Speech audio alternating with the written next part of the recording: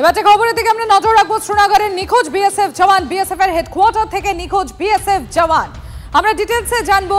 আমাদের সঙ্গে রয়েছেন ডেপুটি এক্সিকিউটিভ প্রোডিউসার মঞ্জিরা দত্ত। মঞ্জিরা, কি জানা যাচ্ছে বিষয়, কিভাবে তিনি নিখোঁজ হলেন?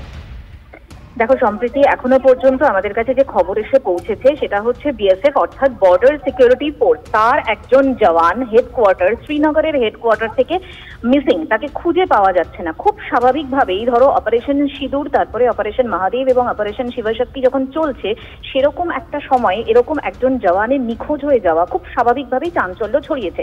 ইতিমধ্যে একটা বিশেষ টিম তৈরি করা হয়েছে যারা এই তদন্ত করে দেখছে গোটা বিষয়টা, এবং এখনো পর্যন্ত যেটা জানা যাচ্ছে যে 60 ব্যাটালিয়নের এই জওয়ান আজ সকাল থেকে তাকে খুঁজে পাওয়া যাচ্ছে না। কিন্তু কি কারণে তাকে খুঁজে পাওয়া যাচ্ছে না বা কোথায় হঠাৎ করে এই ধরনের একটা ঘটনা ঘটলো, সেই বিষয়টা নিয়ে বেশ চাঞ্চল্য ছড়িয়েছে, যেটা নিয়ে ইতিমধ্যেই যারা এই তদন্ত করে দেখছেন তারা যেরকম এটা খুঁজে দেখছেন, একই সঙ্গে স্থানীয় পুলিশ তারাও কিন্তু একই কাজ অর্থাৎ এই অনুসন্ধানের কাজ তল্লাশি জারি করেছেন।